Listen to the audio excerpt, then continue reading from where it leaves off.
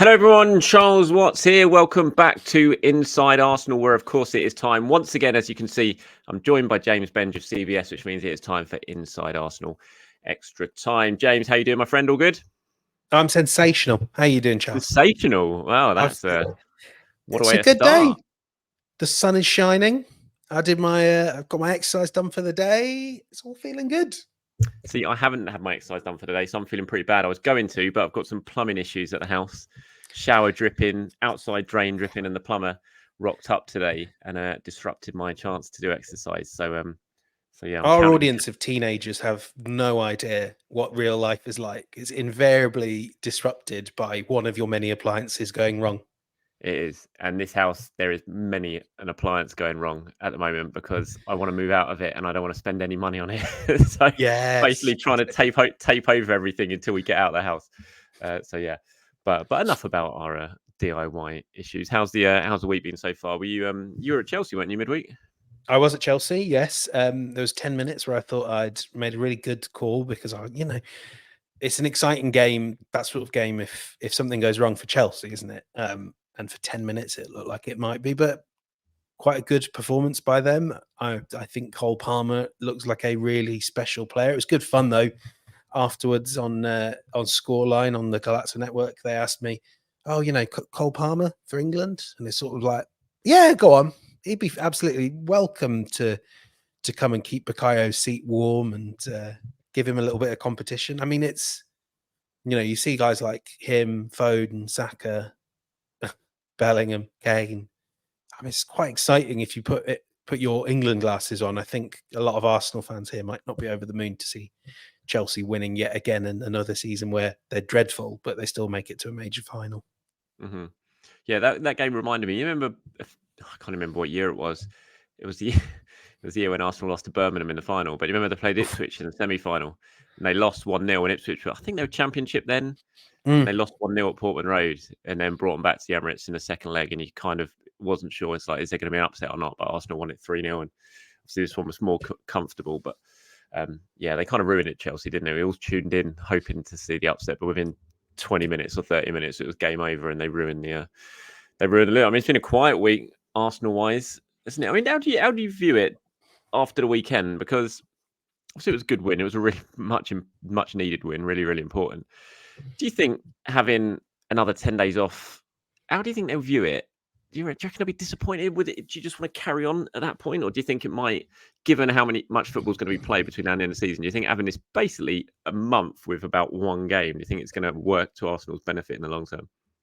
Well, not really. I think there's a level. I think sort of the one break is great. Mm. After two, you kind of have to work quite hard just to keep rhythm in these guys' legs. I mean, it's not bad at all. But frankly, you would rather have a sort of a mixture of games every 7 days, like they would have had at the moment, and then with the odd midweek sprinkled in. I think what we expect the pace to be in March, April, if Arsenal go far enough in the Champions League, is a bit too taxing for this squad. But we've gone from too hot to too cold. Really, we're not at the just right stage, and you know what guys like Saka, Rice, Erdegaard are like. They need games every 3 days, and Arteta in particular, like he needs games every 3 days. We know that for sure. I don't think he will be enjoying the downtime as much as it allows Arsenal to actually, work on stuff. And we haven't spoken since the Palace game. I did think in that you could see they clearly emphasized as much as set pieces. Just let's put some zip in the play, even in a slightly slow first half. They were moving the ball a little bit quicker.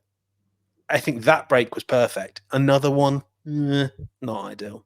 Yeah, I wonder if they've sorted out a behind closed doors game, sort of leaned over the fence at Watford and shouted over, do you fancy coming over for a quick 11 aside? I wouldn't be surprised if they've done something like that, because it does feel like quite a long break on the back of the first one. What did you make of Palace? I don't want to spend too much time talking about this. Obviously, it's a long time ago, but they weren't brilliant, were they? Palace were dreadful. Arsenal weren't brilliant, but like you said, I thought it was noticeable. There was definitely a little bit more intent about the way Arsenal were trying to go about things. Didn't all work out, and I think they did look like a team trying to rebuild a bit of confidence as well with the way they were playing. But there was definitely, they were trying to move the ball quicker. They were maybe taking a few more chances and playing it forward more rather than sideways. No, I thought ultimately, look, you can't complain at 5-0, 5 goals scored, clean sheets, goals for Trossard and Martinelli, which were much needed for those guys as well. So I mean, it was hard not to look at it as a decent day in the end. Yeah, exactly. Decent day, and certainly better in open play. I thought Zinchenko had one of his better in possession games for a while. But it's still it's nagging at me, these sort of questions about, are Arsenal really doing enough in open play? You know, are we going to have another against Forest on Tuesday? Are we going to have another gritty, grindy affair where it's the 80th minute and maybe Arsenal are 1-0 up, maybe Forest are still holding on? Because I think, you know, the changes that have been made in midfield have made, and some of them obviously are enforced by injury, have made Arsenal just a little bit of a slow build team. And I think they're too slow build without having that sort of, that guy in the middle, that, you know, a Haaland, a Salah, that can allow you at the end of 20 passes to just hit them and they'll score. So I still have my worries, and I don't think one game was going to answer it. But it was probably also a reminder that things were nowhere near as bad as some might have feared after West Ham, Fulham, and Liverpool. Mm-hmm. Yeah, I think the Forest game is definitely going to be one of those games, to be honest, whatever happens. I do think back to the game at the end of last season, and I imagine Forest are going to approach it in a very similar fashion, and especially with Nuno now in charge of them. Nuno runs a good counter. He runs a good counter-attacking team. Yeah, and they've got some good counter-attacking players as well, haven't they? With Elanga and Gibbs-White, you know, lots of pace there. So it's not going to be easy for Arsenal. I think it is going to be one of those games where it's not going to be the prettiest to watch, but got to win that match ahead of Liverpool. Absolutely essential. Arsenal find a way of winning that game. I've got dreadful memories of City Ground following Arsenal as well. I've not seen Arsenal win at the City Ground ever, as a fan or as a journalist. When my days covering Reading, when I was at the Reading newspaper, I saw Reading win there once, but other than that, I've just constantly seen teams lose. I mean, one of the games, the FA Cup game, you know, when Arsenal lost 1-0, went out on the FA Cup, I didn't even make it to the ground. I got stuck. My tyre blew out on the I remember that. On the M6 or whatever it was, or the M1 on the way up there, and I spent 10 hours on the side of the road on the motorway. I had to listen to Arsenal lose on the radio.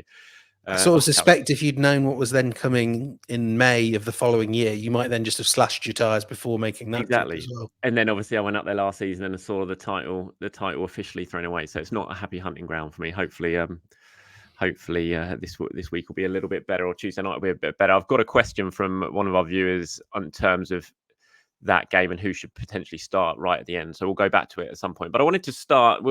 I mentioned this on my show this morning. I was talking about it. It's obviously Thomas Partey's on his way back now, as far as I'm aware. You know, he's training this week. Could well feature in that game against Nottingham Forest. Jurrien Timber's not too far away. You know, still obviously you've got to take things very easy with Jurrien Timber, but it just raises that question of what is Arsenal's best team when everyone's fit and available? If everyone is fit and available, what is Mikel Arteta's best team? And I kind of was focusing my show this morning on the midfield, and I think it's really interesting what Arteta's going to do if everyone is fit.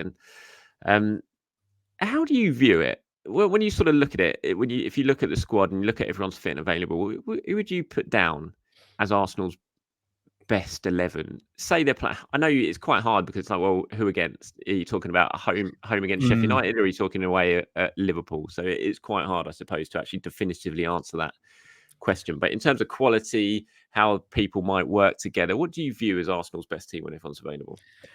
I suppose, like you say, it can be hard to pick, but ultimately your best team is the one that plays in the biggest games, isn't it? Yeah. And I think we sort of forget that when Partey was fit most of the time, Gabriel was on the outside, all the talk about Al Ittihad and the interest there. So Partey was being sort of shoehorned in at right back, which I have to say I didn't really think ever worked. And since then, what we've got is a lot more data on and a lot more insight on Kai Havertz. How often do our conversations end up coming back to Kai Havertz? And I have to say, I think that as much as he kind of individually has improved, the left side of Arsenal's midfield doesn't look better. at all. So I think the defense is the defense we know it to be. So Raya, White, Saliba, Gabriel, Zinchenko for now. You don't think Timber? I think the It's hard worst to make a thing decision on him, isn't it? We just haven't seen. We've seen good signs from him, but it's hard to say for sure if he's Arsenal's best option at left back over Zinchenko. So if we were talking about next season, I would probably say, oh yeah, Timber. I think at some stage next season, Timber will become a starter, probably at left back. But there's the sort of he's back in training soon, and I mean, remember what Arteta. We've got to remember what Arteta said here. It is a long time they expect before he is really able to feature in a serious way. Back in training, and then there are still several weeks of training that will be required, I would expect. And then, he has to get back to trusting himself. Everyone that goes through these ACL injuries and knee injuries say, look, one of the hardest parts is just trusting your body again. And then he has to adapt to a new league. So I think we really need to be reasonable to Jurrien Timber and say, next season, let's make fair assessment on him then. So Zinchenko, Thomas Partey at the base. It's a weird thing with Declan Rice. He leads the Premier League in progressive passes, but I feel like he just takes too long to make those passes. I think he's been quite good at left 8. So I'll have Rice left 8, Ødegaard, right 8, Saka, Jesus, Martinelli. I think the rest sorts itself really. Is that I haven't seen your show, apologies. Is that what you kind of fell down on the side of? I think that is. I mean, I didn't give it in my show. I was talking more about the midfield, but I tend to agree with you. I would say that's right. I'd definitely go with that midfield 3 of Partey at the base, and then I'd have Rice next to Ødegaard for now. I did like Smith Rowe's little cameo against Palace at the weekend. I thought that was promising. I thought Jorginho played really well when he came on as well. The subs all worked in that game. But yeah, say Arsenal head into the Etihad on Saturday and everyone's fit. That's the midfield I'm playing. I would, this is purely hypothetical. If everyone's fit, so I'm taking Jurrien Timber as 100% fit right now in this when I'm picking the team, and I would probably, from what I saw from him in the summer, and I know it was a small sort of set to take from him, but I did really like him. I thought he looked a hell of a talent. I would probably have, from that very brief thing that I have in my head from him, I'd probably have him over Zinchenko from what I saw, but it would be a flip of a coin type thing, I think, at the moment. But the rest of it, I think it picks itself. Yeah, I'd be going for that. I've had a couple of viewers come in, and this one from Sanjit says our strongest 11 when everyone's fit. He's gone Raya, Saliba, Gabriel. He's gone Partey at right back. Timber at left, and then Rice with Zinchenko playing as a left 8, and Ødegaard, Saka, Gabriel, Kai, and Martinelli up front. So that's one from Sanjit. Interesting to see Partey at right back. I would love to see Zinchenko left 8 one day. I would love to see Zinchenko left 8 as well. And I think there's a feeling that once Timber's back fit, that is something we're going to see more often. I'm not convinced that is the case, because I don't see why just having Timber back fit means Arteta will suddenly start to do that, because I do feel he's had options to do that anyway, and he's still not taking it yet. Amabit, is that? I can't pronounce that. I'm really sorry, I'm afraid. But thank you for getting in touch. You say Raya in goal, Tommy at right back, so no Ben White in this team. Gabriel, Saliba, Timber, Tommy, did we?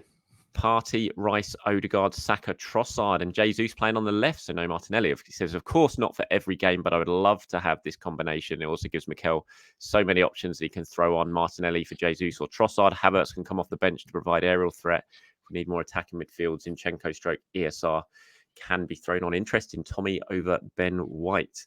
Well, we all know Tommy was in brilliant form so far this season before he picked up the latest injury. So there's a couple of different choices. I mean, the Jesus out wide's an interesting one. But I have to say, this is dreadful. I kind of almost forgot Takahiro Tomiyasu, who has been one of Arsenal's best players this season. And if we're sort of talking about best 11, like an 11 to go to the Etihad, go to Anfield. That is true. Well, no, that's done. We should also say how disappointing it is that Japan have done exactly what we expected and made it out of the group stages at the Asia Cup. Because we don't know what happened with. I mean, obviously, it doesn't look like they'll come up against Salah, but against Liverpool on the 4th, Tomiyasu is in that team if he's available. Yeah. And if they go out, I think they play on Tuesday. If they go out, he could be back in time. It's Tuesday or Wednesday. If they go out, I mean, did you see Inaki Williams yesterday came back, scored for Atletico Madrid like a day after Ghana got knocked out. So, there's still a chance if Tommy gets knocked out, if Japan get knocked out, that he could potentially be available against Japan. Looks like it's Wednesday, 11:30 our time. Right. It's only, I mean, obviously this is only in Qatar. That's not that far. Like, No. It's not a huge journey, but it's also like Japan in the Asia Cup. I don't know we don't know who they'll play yet, but they're probably not getting knocked out. There's a chance they could get South Korea, isn't there? Well, if it's South Korea, they're definitely not getting knocked out, because we record this now. South Korea, managed by the atrocious Jurgen Klinsmann, are losing to Malaysia. Are they? Have you been watching much of the tournament? AFCON has been unreal. The final group stage games of AFCON were honestly some of the funniest, most dramatic international games that I've seen. The Ghana / Egypt games, that was just genuinely bonkers. It was so much fun to watch. Obviously not if you're Ghanaian, but it was so much fun to watch. It was unbelievable drama. It's that in particular was, I was watching that. Ghana went 2-0 up, and I flicked over to Egypt because feeling of drama there, and I was getting all my drama, which meant I never even really checked the Ghana score. So it was almost like being at the ground or being like an Egyptian player, because I suddenly discovered in like the 95th minute, wait, Ghana are at 2-2 now, and Egypt are fine anyway. It was that tournament is incredible. Asia Cup has had some really good moments as well. Iraq beating Japan. Yeah. There's been some fun moments there, but I think we're the same in the UK timing wise. I'm quite often in the middle of work when that one's on, and AFCON is like you've just sat down from work, something chaotic is happening on the TV. Yeah. I love it. Well, even Cameroon the next day as well. Cameroon were they were 2-1 down, weren't they? Came back to win 3-2 with 2 late goals as well. It's just been absolutely mad, a lot of fun, and I'm looking forward to the knockouts. How Ghana managed to mess that up. Chris Hughton's obviously gone already from that. But did you watch it? I mean, the goalkeeper. The guy completely sliced his shot at goal. This was at just after 2-1, and it was just going wide for a goal kick, and the keeper went to catch it, and he just somehow dropped it over line to give away the corner that they scored the equaliser from. He's like, oh mate, you're going to be thinking about that for so long after. Just absolutely mad. Lots of fun.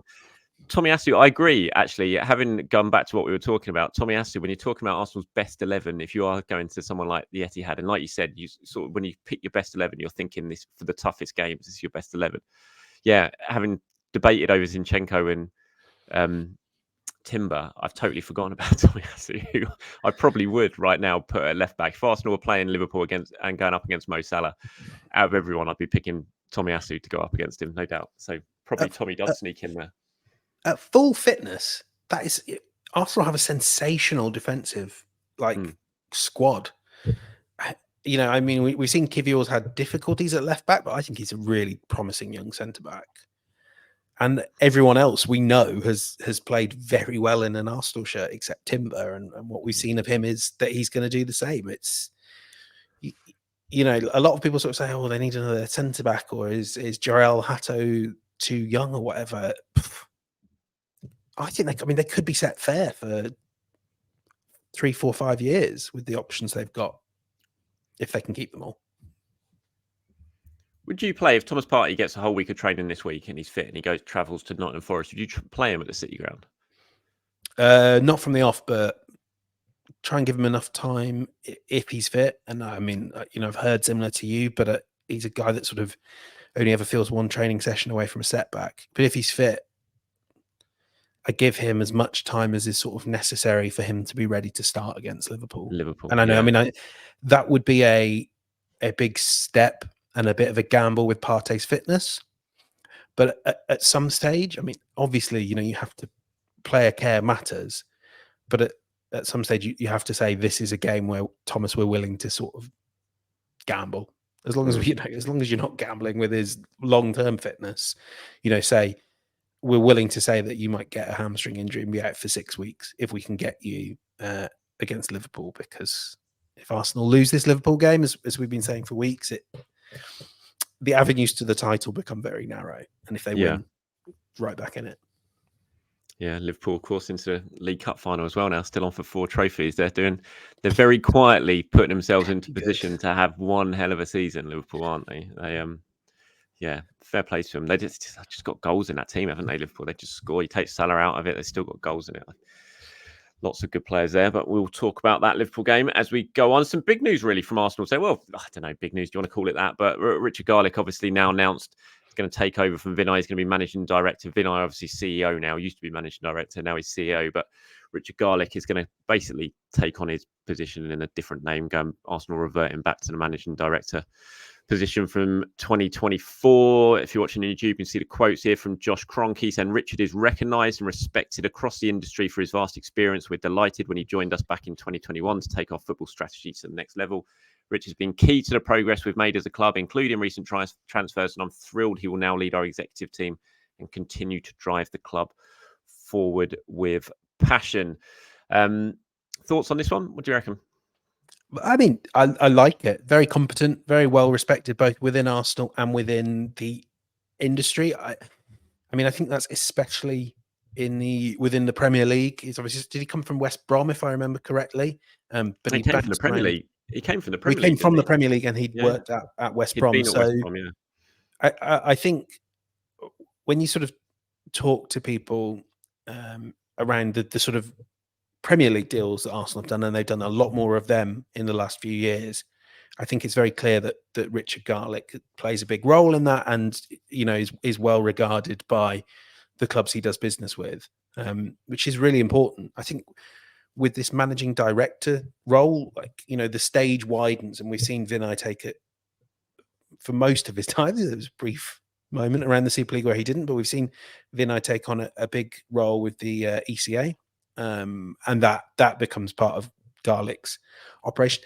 The thing that's interesting me, and I'd like to get your take on this as well. I mean, Garlick is one of the few high-level additions to the club that's come from outside Arsenal, and it's really interesting that since the Kroenkes have taken full charge, you've seen a lot of people just sort of trickle up the org chart, and like Garlick, Vinay. Edu as well, sort of obviously came externally, but then significantly increased his sort of power base without wishing to make it sound too Machiavellian. It does seem like the Kroenkes really like looking within. I guess it's a fair view at the moment. Yeah, no, I think they do. Obviously, had the big appointment of Tim Lewis, who'd been in and around, but not officially. But then they appointed him officially. He's obviously really, really important to them as well. But I think with Garlick, they kind of wanted, as far as I'm aware, from very brief conversations I've had today following this appointment, that continuity was a big thing for them, and they want, they've really liked what, as the quote said, they really like what he's done since he's arrived at the club, and they feel the club's on the right path with the people who are there pushing it forwards, and they just felt like this was the best thing for them to do. He's really well respected. I mean, I've met him a few times. Comes across really well. Obviously, very smooth operator. Not the generic type of football executive that you tend to meet in this job. I have to say, when you feel a lot more comfortable around him than you do talking to some others. I'd say he's just that sort of character, quite bubbly, quite fun, easy to get on with, and I'm not surprised that he's very well liked within football circles, and very well respected as well. Look, I think he's done a good job since he's come to Arsenal, no doubt about it. And I'm quite, when I saw this news announced today, I thought, yeah, fair play. Put him up there. He seems like he's deserved it with the work he's done since he's arrived, and hopefully he'll go forward. I mean, ultimately, I don't really have too many views on it that much. Yeah. It's like it is an executive position, and as much as we can all have our say on how we think sometimes clubs are being run, I think ultimately you just got to put trust in the people behind the scenes to get these appointments right. And he's not done anything wrong since he's arrived at Arsenal, and I know that he's definitely impressed a lot of people. So it feels like a pretty safe appointment to me. Yeah, exactly. Like you say, I think it's more of a worry when you sort of get invested in, like, you know, when Manchester United fans were, I mean, to an extent, understandably, they've obviously just appointed their new CEO from City, and there was excitement. And I know there are these specific things of poaching someone that had been on the City pathway and was well regarded there. But also, like, you know, the reason we don't have any great, like, excitement or reaction to this Richard Garlick news is because Arsenal are a well-run club. Like, they don't need their managing director to be a savior. They just need him to keep Arsenal on the trajectory they're on. Perhaps, you know, increase the speed of it, but like, they're on the right path. And, yeah.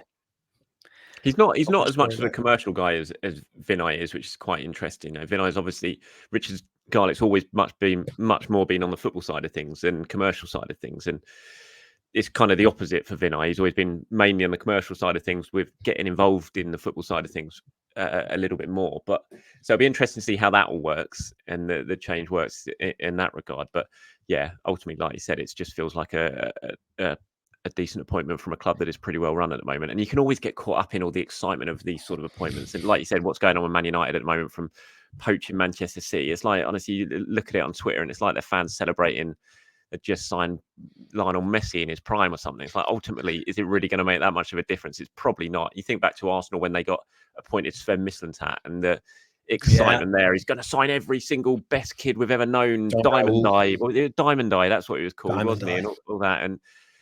And then ultimately, it's like, well, within 18 months, he's gone. And same when Raul Sanllehi comes, it's like, oh, he's got the contacts book that is going to open up the world to Arsenal. And then within 18 months, he's gone, or whatever it was. And so, yeah, ultimately, it's not the biggest of things. I think it's better when these sort of appointments just go on under the radar a little bit and they do their jobs under the radar a little bit, rather than us get too bothered too much about it. Right. Wanted to bring this one up. I thought this was quite interesting. It's generated so much debate on social media over the last sort of 24 hours or so. The Premier League very much seemingly enjoying pointing out Arsenal's set-piece tactics, which certainly annoyed a bit of the fan base, social media fan base, for them doing it. I can kind of understand why. I mean, this is your tweet you're watching, which you're obviously taking a mickey a little bit about it, saying obviously all the clubs will be well aware of what's going on, and that it doesn't really matter that the Premier League have done it, which I can kind of, I agree, absolutely. But I did find it quite interesting that the Premier League have done it, because I've just not seen it really with anything else. First, you had match of the day with the socks, the Odegaard socks stuff, and then now you got the Premier League doing this, and it's like, it just feels really overly analytical of them on a set piece routine and set piece routine. So I just not really seen it analysed anywhere near as much for any other team. So I can kind of understand from the fans' point of view as well, like, why are you doing this? Why are you highlighting this? But then I also understand what you're saying.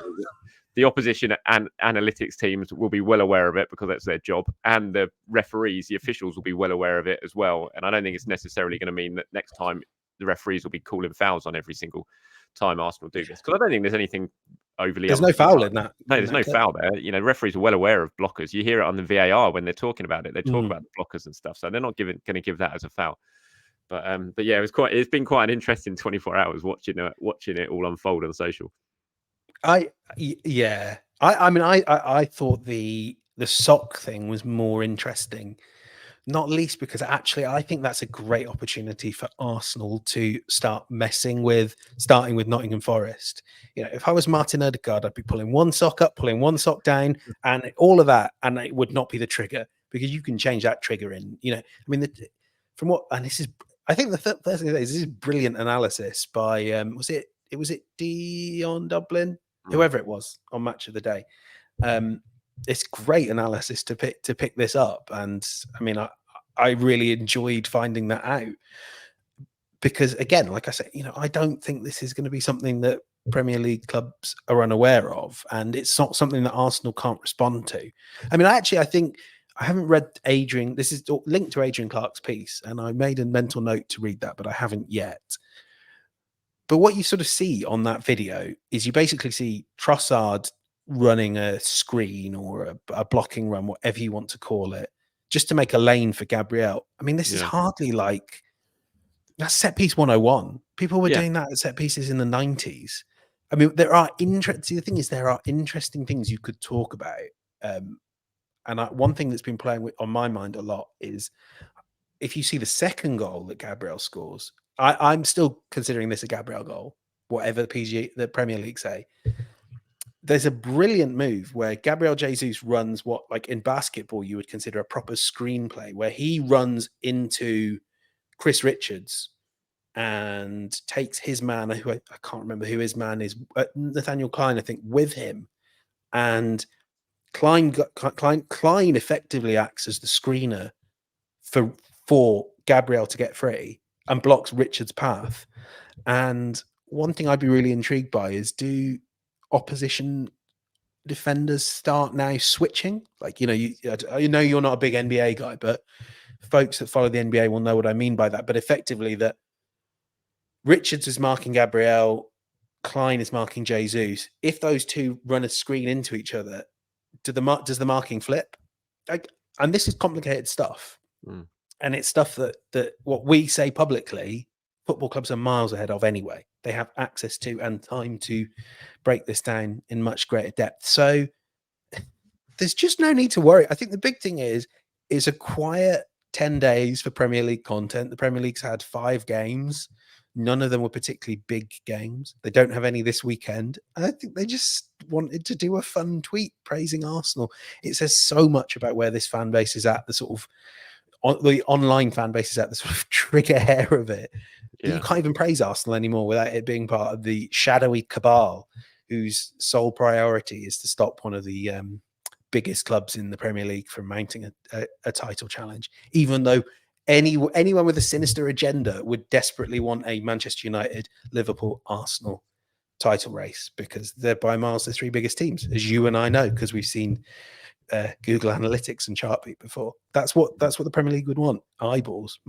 Arsenal winning, Man United winning, but they don't do that. What did you make of the reaction to the fact that Arsenal scored a couple of set pieces at the weekend and have been very successful with set pieces this season? It's almost been, I thought it's been quite interesting to look at the reaction. It's almost like people are looking down on it, and you kind of get judged for scoring set pieces, which I think is a bit weird. Obviously, you want to score plenty of open play goals and score the gorgeous goals that you can watch replay after replay of, that you can boast about and all that sort of stuff. But set pieces are really important. And I thought Mikel's comments after the game were decent about it. When you're playing against teams who play like they do against Arsenal, set pieces are so crucial, because once you get a goal, if you can get a goal that way, it then does open up. Would Arsenal have gone on to score the goals they did in the second half if the game state hadn't altered because of the fact they got themselves 2 goals against a low block from set pieces, and which meant that Palace then had to come out more in the second half and commit more men forward in the second half, which allowed them to get broken on for the 3rd goal. And I love a good set piece goal. I really do. But so as well, like Gabriel's first goal, it was brilliant. I thought it was such a good header. He got so high up, and like looking at the sort of how they're all analysed as well, and how clever the movements are and all that. It's just so much work goes into them as well with Nicolas Yeovre and everything. And I thought it was really interesting. Kai Havertz was peeling off so deep for the set pieces as well, really, really deep for them in the first half. And they'd obviously done so much work on it over in Dubai. And it worked, and Arsenal scored 2 goals because of it. And so I don't get why you look down on it. If you're solely relying on set pieces, it's not ideal, obviously. But Arsenal aren't solely relying on set pieces. They're scoring goals from outside play as well. It'd be good to score more, definitely, but it's not like every single goal they score is from a set piece. And it's a really important part of the play, and it just helps a team like Arsenal when you're coming up against defensives that you are, to be able to score that way. And I mean, the thing that intrigues me now is the more this enters the sort of lexicon, and we've been talking about it for weeks, but we know there's a level where it jumps from, your Arsenal focused media into national interest. And I bet you on Monday at Mikel Arteta's presser before Nottingham Forest, he'll be asked about set pieces, and he's very asked about set pieces. I think Arsenal might now be good enough and dangerous enough at corners and free kick delivery that teams start adjusting to make sure that Arsenal don't get corners. Like, let's say on Tuesday night, Martin Odegaard thumps the ball, deflects off a Forest player, and it's back to go out for a corner. If you're a Forest defender, you would, knowing what you know, you would be sprinting back to do anything you can to keep the ball in play. And that gives Arsenal another chance to attack. So hopefully Arsenal are kind of in this virtuous cycle where the threat they posed from set pieces means that kind of the opponents have to then compensate and give them more time and keep the ball more in the Arsenal attacking third. I mean, we'll see. It might be that, clubs just go, well, yeah, they're good at them, but a set piece is still low value compared to just letting Odegaard wander into the box. But yeah, like you say, there's no like aesthetically better goal. And I think the weird thing post that brilliant Barcelona team of Pep Guardiola, that it was sort of almost became a moral, the morally correct way to play football is to have your diminutive, creative midfielders ping the ball around for 40 passes and then dump the ball in the net. Well, guess what? Like that very rarely leads to goals. Set pieces might do, rapid turnovers do, and Arsenal, it's hard for Arsenal to get those things when they play the way they do. There's got to be a balance, obviously, not solely rely on it. But you think of some of the best. I grew up on George Graham's Arsenal teams. I mean, literally, Steve Bold near post, flick on, Smudger or Tony Adams coming in far post. You think of Mourinho's great Chelsea teams, how many goals John Terry used to score from set pieces, Carvalho, Drogba. It's a really, really important part of the game. And I just don't see why it should be sneered upon at all. I think it's really, really odd. Transfers-wise, where are we now? What's the date? Let me have a look. I should know. It's 25th. So it's a week tomorrow, isn't it? Straight after, the day after the Forest game is transfer deadline day. Nothing's happened yet. Do you think anything's going to happen between now and the end? What are your what you got thoughts in your head about how the next 6 days are going to pan out at Arsenal? I'd be really surprised. I mean, I live to be surprised, but I've not heard anything, and I do ask, and no one's saying anything. I love the reports around Kyle Walker-Peters.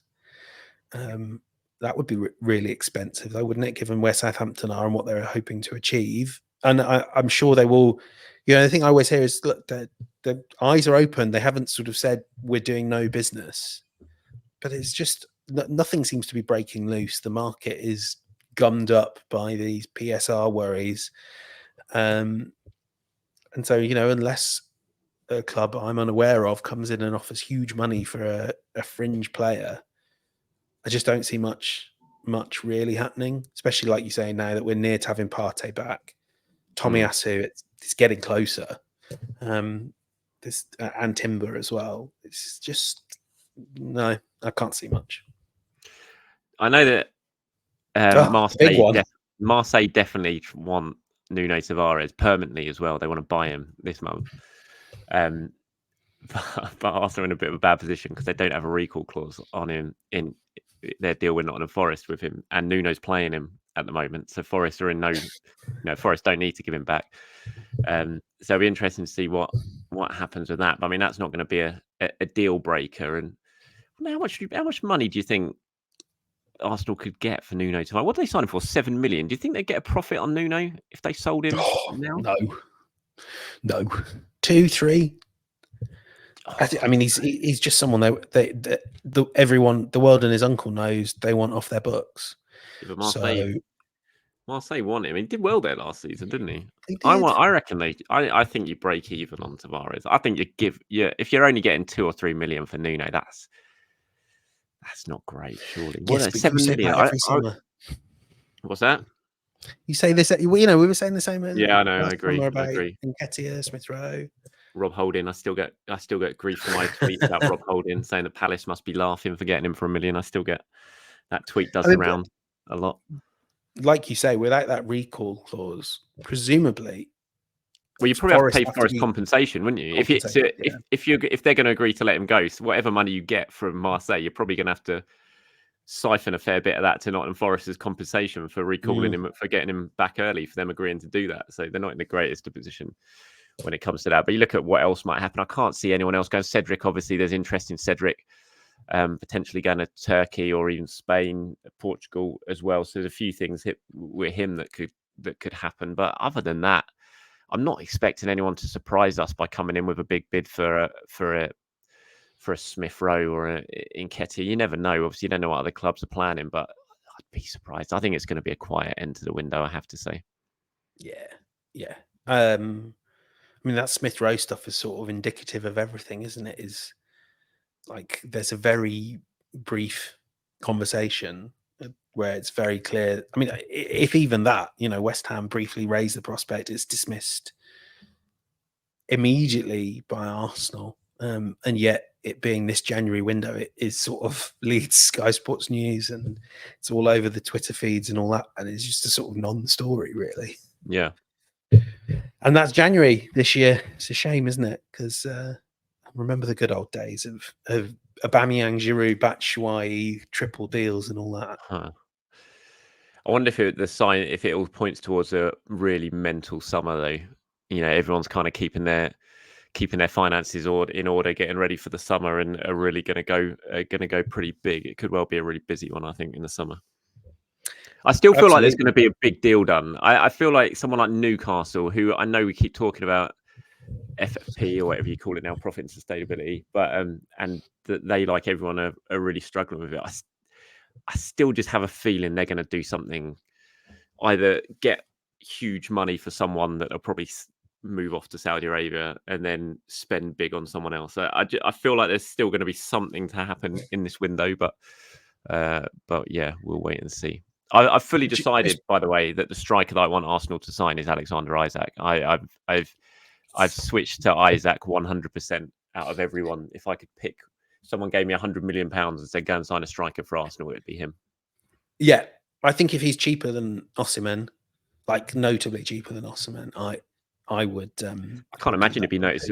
How much did they pay for? They paid about 70 odd million for him. I think you're talking like 100. I'm looking at him at like 100 to 110, and Osimhen's 130. I really like Isak, and I do. The more I think about it, and this isn't based on any information. I'm not saying that they're going to go and sign him or they want to sign him or anything. I just feel like he'd be perfect for Arsenal and the way Arteta plays, and he can play out wide, he can play central striker, he presses really well, clearly can finish, he's strong, he's got a bit of bite to him, he's aggressive. I think it'd be great.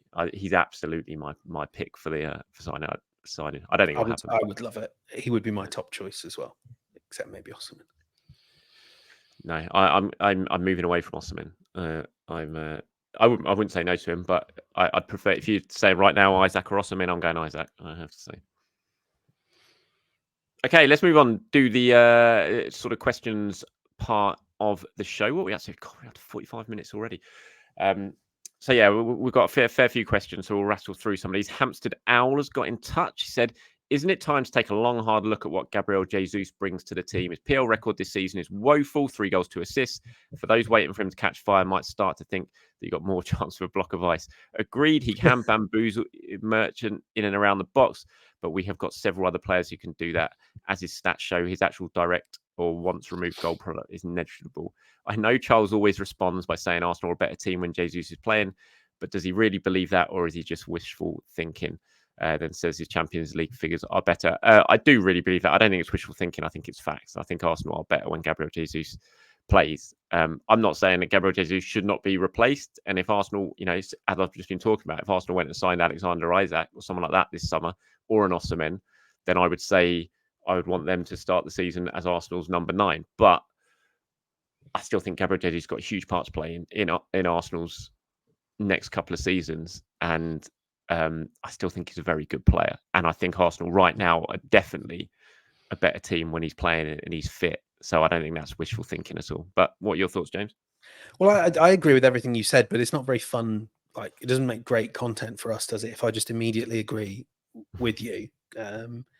So I've got one stat that might change your mind. Gabriel Jesus has the same number of Premier League goals this season as Mikel Arteta. Like, it's just not good enough, is it? And of course, he's been injured. Has Madrid got 3 Premier League goals? Yeah, I don't know how many of them he meant, but he's got 3 goals. Scored against Fulham, didn't he? Scored against Fulham and Arsenal. Yeah. it's got to turn into end product. Like as much as 100%. Of course it does. As much as you are right, Arsenal are a better team with him than without him, and that's the point. Is you don't just sort of get to swap him for Osimhen or Isak right now. You have the squad you have, and I don't think I don't think Nketiah is that. Kai Havertz is not a centre forward, and he doesn't want to play as one. Trossard. I don't think I think Kai Havertz is a centre forward. I don't think anyone knows what Kai Havertz is. I think I would Kai include Havertz Havertz in that. I think he's decent forward. And I don't think he's going to be the one that will suddenly become the goal every other game at least centre forward. He won't be that. So, given that, you might as well give me the centre forward who brings a bit of everything else, and that is Jesus. Yeah, if everyone's fit, to say he starts. Yes, if everyone's exactly. fit, he starts. And so Arsenal are a better team when he's playing and firing. I guess is the thing, fit and sharp. We've not seen that. We saw that Gabriel Jesus when he arrived, and he looked really, really special. Too many injuries, and that's the other worry, and that's the other reason why you have to. The bulk of Arsenal's money in the summer, as far as I'm concerned, has to go on a centre forward, because we have 2 seasons now. How many seasons have we seen Gabriel Jesus as a regular 35 starts in the Premier League striker? I'm not an expert on what it was like at City, but the injuries have mounted, and it's hard to believe that someone who's 26, 27, that will change. As many goals as Romero as well, by the way. I don't think the injuries have helped at all with him. It's just very stop-start. I don't think any player, when it's all stop-start all the time, can be at their best. But look, when he's at his best, he's very, very good. There's no doubt about that. And we've seen that in flashes this season in certain games. Like Hamsterdale points out, in the Champions League, he's been absolutely fantastic in some of those games. You think back to Sevilla home and away, he was just outstanding, albeit against a pretty poor Sevilla side. But I still think he's got a lot to offer over the second half of the season. And for me, if everyone's fit right now in this Arsenal squad, he starts as a number 9. So here's one from Guna72. Question for yourself and James to ponder over. Are there any players in their current positions in a setup in the top 10 teams in the Premier League that you directly swap and then bin our player? For example, yes, I'd swap Alisson for Raya. Left back, no, I'd keep Timber. Left centre back, I'd keep Gabriel. Keep Saliba. Right back, he would swap Trent for Ben White. CDM, he'd keep Rice. Central attacking midfielder, keep Partey. Central attacking. I'm not sure about that. I see what he means. Swap KDB for Odegaard. Keep Gabby Martinelli. Keep Saka. Swap Haaland for Jesus. But what would Arsenal lose from off-ball work with Erling Haaland up front? Yeah, I think that's an absolute no-brainer. Obviously, I'd keep Haaland for Jesus. I'd swap Haaland for Jesus. I'd probably swap Mo Salah for Saka, as much as I love Saka. If right now, if you're saying to me, who would you? Well, are we making this decision for like one game or 5 years? Well, it's current players, isn't it? Yeah. So I'm not thinking what they're going to turn into or how good they're going to turn into, how long they're going to be playing. For this weekend's game, if you offer me Salah or Saka at right wing, I'm choosing Salah, as much as I love Bukayo. It also means that Liverpool don't get to play him. Yeah. And agree, I'd have De Bruyne over Odegaard. I'd probably have Rodri in there over either. Well, I'd have Rodri as a CDM, but I'm not sure I'd have Partey in the central attacking midfielder that he's put here. I wouldn't be playing Partey in that position. I think out of all 3 CDM, I'd have Rodri over Rice or Partey as the CDM. And I don't know, another CDM. I'd probably have James Maddison. I really like James Maddison. You can't be saying things like that on an Arsenal podcast. I know, but what if it's? I don't know. He's listed Partey as a central attacking midfielder. Obviously, I'd be in that position. I'd be listing Kai Havertz really, because that's how it plays out at Arsenal. And I'd certainly be having someone like Maddison over Havertz. So I don't. Would you have Trent over Ben White in that as a right back? Yes. Yeah, I suppose. I mean, because. like, especially if you've got like a Timber, you'll just swap where you do the inversion. Yeah. And that is not as simple as it sounds, but for Trent, we'd make it work. You would make it work for what he offers and the numbers he'd bring. You kind of have to make it work, wouldn't you? So, I mean, I would like. I mean, I would play this differently and sort of say, am I doing these decisions for the long term? So if I've got a long-term view on it, then no, I'm not swapping KDB for Ødegaard. Like for one game at 100%, yeah. But we know that De Bruyne is probably not going to be the force he was over 50 games for the next few years now. So I'd keep Ødegaard, but I would kind of be like looking at Bernardo, and I mean, I would take Bernardo Silva in a heartbeat. I think he's the most criminally, he's the most criminally underrated Premier League player of this generation. I think as great as Rice is, there's a reason why Rodri is the bookies' favourite to win Player of the Year, and it's not some sort of weird Scott Parker thing. I have to say on Maddison, this is sort of almost embarrassed to say this, but Friday night I'm at Spurs versus City, and when I saw the news that he was back in training and that I think Postecoglou's just said he could start, I was like, I was a bit excited about it because I wouldn't have him in the sort of Premier League top half 11, but he's someone that gets you off your feet, isn't he? Yeah. My other slightly crazy one is at left wing. Not if I've got Haaland, but we're just playing around with ideas here. Left wing, I might be quite tempted to have Darwin Núñez. What? I'll leave that to just drop into the. Yeah, I'm not even going to ask you to expand. Is he double figures for goals? And I really like Darwin Núñez. I think he brings absolute chaos. I think he's really fun to watch. But I wouldn't be playing him left wing. Well, he's chaos everywhere, isn't he? So stick him wherever it's going to be a mess. Wouldn't be playing him left wing. Right, let's move on. No, I didn't flick through one. From Blaze John says, if Arsenal potentially sign a player like Pedro Neto, does that mean high probability that Reece Nelson gets sold? Similarly, if a player like Zubimendi is signed, does that mean Elneny or Jorginho get released sold? Then says, are we at a point that ESR and Vieira need to be moved on? I wanted to focus a little bit on that, the top one. If Arsenal were to sign someone like Pedro Neto, and I still think, I think they probably will sign. I've gone into every summer window for the last 3 or 4 years saying they're going to sign a right winger, and they haven't. They have tried, but they haven't actually got one over the line yet. Kind of felt they didn't get that far with Neto, but he was obviously a player of interest a couple of windows ago. Rafinha, of course, they were trying for, but until they backed away. So we know they are going there. Do you think this is the summer that Reece Nelson goes? I think the only thing that would stop it is if Arsenal can't get the right deal. Like, my understanding is that Nelson would be pretty open to that move in the summer. I think, that this second contract hasn't gone the way he wanted. We do have to bear in mind £100,000 a week is a lot of money for even a lot of Premier League clubs. It's a big commitment if they don't see Reece Nelson as a starting left wing. So, but yeah, from what I understand, in the summer the door will be open for Nelson at the right price. And I love Pedro Neto as an option, or anyone that can play left and right wing. So and jumping onto that bit at the end as well, I struggle to believe that it won't be a similar story with ESR. He's, as both you and I said last week, he's really focused on winning his spot in the Arsenal team right now.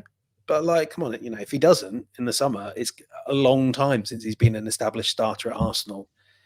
And I think he would certainly assess his options, wouldn't he? The thing we always have to say with these is we don't know who will come in and what role they will offer. If West Ham are sniffing around ESR, but they have Paqueta, Kudus, Bowen in their squad, that might not. I don't know if that would be an appealing option to him. But yeah, actually, frankly, I think some of these decisions should have been made several years ago. But I think they will get made this summer. Yeah, I didn't mind Arsenal giving a contract to Reece last summer. I just thought I never viewed it as a long-term thing for him to stay and be a success. I just viewed it as they'll sell him in a year or two's time and get a bit of money for him rather than letting him go for free. And I still think they'll be in a position where they will be able to sell him. I think there will be a bit of a market still for Reece Nelson come the summer. And when you look at that squad and where Arsenal really need to upgrade to make the squad proper elite level, it's definitely need another option to come out wide, either on the left or the right. A proper top quality option is definitely an area they need to improve. And I think I think if someone like Neto goes, I think that will be the end of End of Reese. Triple Eight asked for, what do you think of Martinelli playing the striker role? I feel he isn't a winger. He dribbles with his head down and crosses the ball with no target in mind. However, his finishing and pace is very solid. I mean, when he first arrived, he was a striker, wasn't he? When we first saw him arrive, when he started scoring all those goals in the Europa League and in the League Cup, he was playing as a striker then, wasn't he? I don't know. I think he's now evolved very much into a winger, and I'm sure he could still do a job as a striker. But I think if we watched him there for a significant amount of time, I feel like we'd be watching someone who would feel like a winger playing as a striker. If you see what I mean? Yeah, I do agree. Like, you never know. He's still young, and part of me does think, if it's really hard when you've got players like Martin Odegaard to consider as well. But if I were thinking next season how I might want to restructure Arsenal and their attack, I would rather Martinelli is sort of an inside forward with some like a fullback or the left 8 going beyond and outside him, rather than sort of touchline hugging winger, because I think Triple Eight has made a good point there. Like, it can be, Martinelli's very capable of beating his defender, but you do sometimes think, okay, Gabby, beat your defender, look up. I think he's better at that than he was last season, and he's better and he was better then than the year before. But like, yeah, and he has these great qualities around the box. The Premier League tweet no one's talking about is the one where they had a mashup of Martinelli's finishing, bending it into the far post, and Thierry Henry's. He does like that finish, doesn't he? It's very Thierry Henry-esque. Even the goal he scored away at Everton this season that got ruled out for offside after a VAR check was very similar to that as well. I think it should be a requirement for any Arsenal player that they can do the Thierry goal. I need to be reminded every time Arsenal play of us. Yeah. I just need to see it. Annie Welbeck used to do it a few times. He did. Yeah, as well. But yeah, I mean, look, I think there's definitely an option to be playing him in the striker role at times. You could switch it up. You could start a game with Martinelli playing there and Jesus playing out wide. But I think it's a sort of band-aid type solution to Arsenal's attack. I think you want to go out there and sign a proper number 9 to play in that role and have Martinelli as an option from time to time rather than it being a long-term thing. Here's one from PNY 2022. What is happening with Arsenal youth teams? Not many coming through to the first team last couple of seasons, as well as the under-18s last weekend lost 8-1 to Liverpool. I think it was 7-1, not 8-1, wasn't it? It was. But yeah, absolute drubbing for Jack Wilshere's under-18s in the Youth Cup. Weird game, actually. I watched some of the highlights from it, and Arsenal actually, which sounds mad, they lost 7-1, but it's very similar to the first. They had plenty of chances to score in that game and take advantage of situations when the scoreline was a lot less, and they didn't take it. And then eventually they conceded a load in the second half. But it was a bit of a weird game from the looks of it, and from speaking to people. I know Neil James, my old colleague from Goal, he was there from the Liverpool side of things. But yeah, I mean, when you speak to people, and I do speak to quite a few agents who have players in and around this sort of age group, these age groups, and there is a feeling that Arsenal are lacking a little bit with the next couple of groups coming through. I think there's quite high hopes for the 16/17s at the moment, but from there to where we are now, there's only a couple of players, obviously the ones we know about, the Wanieris, the Lewis Skellys, the Cozy Dubrys, who might be good enough. I mean, might is obviously the word. You never know at this stage. There's still so much that can happen as they develop, but there's not loads. There's not that much excitement about what's coming through at Arsenal. I suppose that's just what happens in academies. Sometimes you have gluts of players coming through at once, and then you have a few years where not much happens, and then maybe another group comes through, and maybe we're just in that little sort of glut at the moment. I don't think it's massively something to worry about, but what are your thoughts? Well, yeah, I mean, because when Arsenal produce a load of young stars for their first team, as they did, in 18, 19, 20, back when, I remember Bukayo Saka saying to me, it's like his first ever external interview, and he just said, "Oh, we've got a young generation here that's going to take on the world." And maybe the path that didn't emerge because of injuries and all that is an Arsenal 11 that includes Nketiah, Smith Rowe, Nelson and Saka. Like, it's not unimaginable that these players could have developed into that, but that's not normal. Like, I'm sure if we go and dig back to sort of if inside Manchester United existed in the late 90s, I suspect there'll be quite a few people going, "Oh, the only player we've produced since the golden generation is Wes Brown. What's happening to our academy?" Like, it's a really high bar to set. And while Arsenal are still, moving young players on for profit, and guys like Balogun, who we forget of because he's not directly contributing to the first team, but certainly contribute to the first team coffers, I think things are okay. And like you say, there's a chance that one of Koji Dubry, Lewis Skelly, Nwaneri could be that player. But where Arteta is and where Arsenal are, that there's not really many opportunities to sort of say, let's blood the youngsters. And we probably shouldn't have that PSV Eindhoven debate again. Yeah. Absolutely. Okay, here's one from Daniel. Says, "Hi gents, if Partey only has 45 minutes in him for the Liverpool game, what do you do? Do you play him for the first half or bring him on at half time? I can't think of many pros, cons for either." Or will you go first with that? Second half, generally, I think, because you would hope against Forest, although we said earlier on it could be For the Liverpool game. Oh, sorry, for the Liverpool game. I misunderstood that. Give him the first 45, and then it gives you the chance to assess where he's at then and see if you can squeeze another 15 minutes out of him.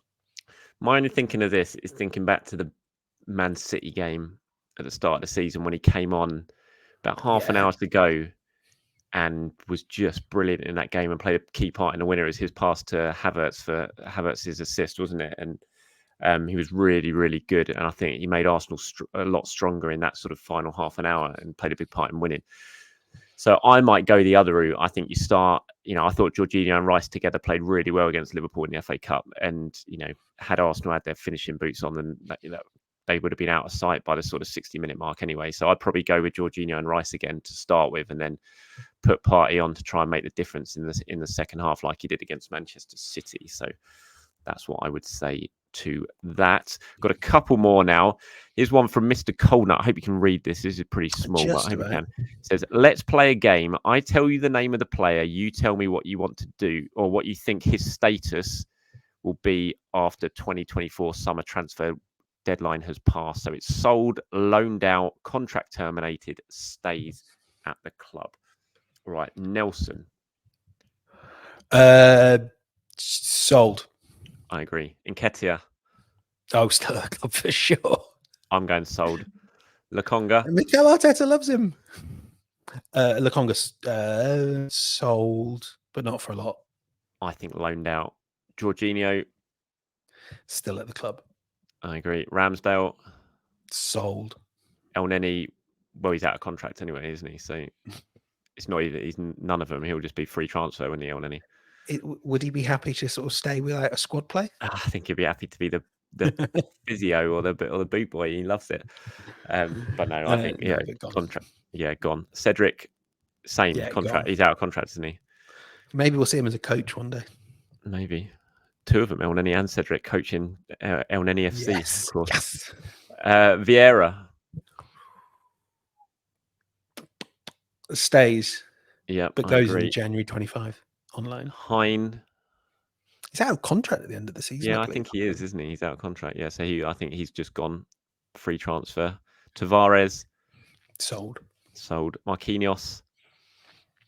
Probably loaned out, I would think. I've not thought at great length about Marquinhos' future, though. Norton Cuffy. Loaned out? I think there's quite high hopes for him. I'm going sold. Patino. I want you to go first because you know better than me. Sold. Yeah, I think so. Arthur Conquet, he's out of contract as well, so he'll just go on a free transfer. I would presume he goes to Wrexham as well, by all accounts. Potentially, they've just extended. He's staying there. They really like him, so yeah, he might well stay there permanently. Tierney, loaned out.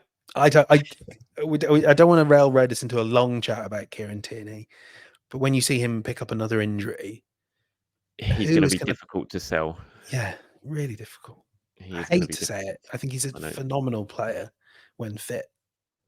Not for Arsenal either. Like it's just you. If I was the owner of a club and the director of football came to me and said, "I want to sign Kieran Tierney on something like his Arsenal wages," I'd say no. Yeah, it's definitely a hard sell, Kieran Tierney. A hard sell that's getting harder as well, which is it's a shame. And Mika Birif. Sorry, Mika. Loaned out.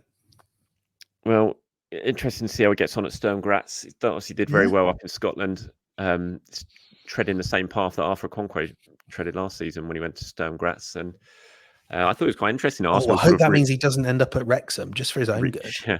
It's quite interesting that Arsenal recalled him quite brutally from Motherwell. really annoyed everyone at Motherwell in process and sent him out to Austria. They obviously feel that's a better sort of path for him.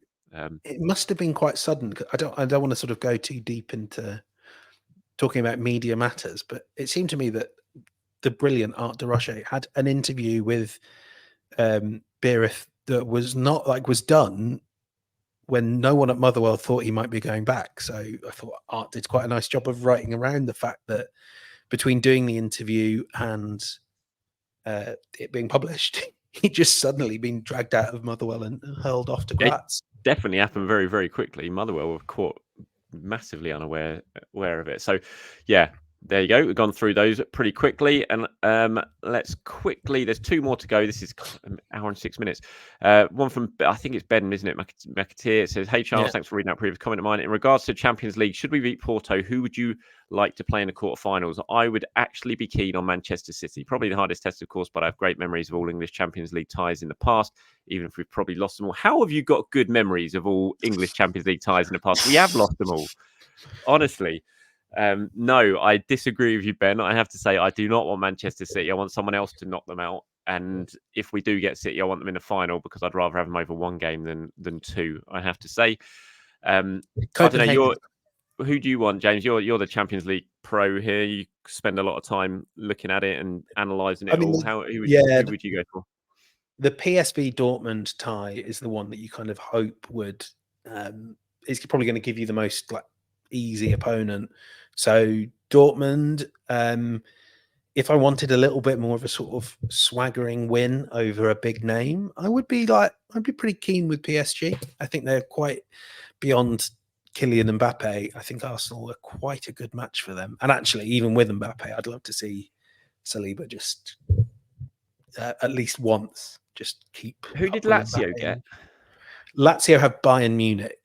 I have to say, in spite of the Bundesliga table, I would walk over broken glass if I were Mikel Arteta to not play Bayern Munich. Mm-hmm. I think they're very good. Yeah, I don't want Bayern Munich in the Champions League. Thank you very much. Had enough of that. And finally, from Mini FPL says, do you think Martinelli starts versus Forest after his brace? Would be very harsh to drop Trossard after starting playing well. He just wants FPL tips here, doesn't he? Yeah. Well, I thought this would be a good way to end the show, looking ahead to Forest on next Tuesday in the starting 11. I thought this is interesting. It's like, what do you do? Because you got Trossard, who you gave the starting spots to. He scored, would have got his confidence level up. Really good goal. But then obviously Martinelli comes on, scores twice, gets his confidence level up. I mean, it's a good position to be in for Mikel Arteta. But yeah, who would you be starting on the left hand side?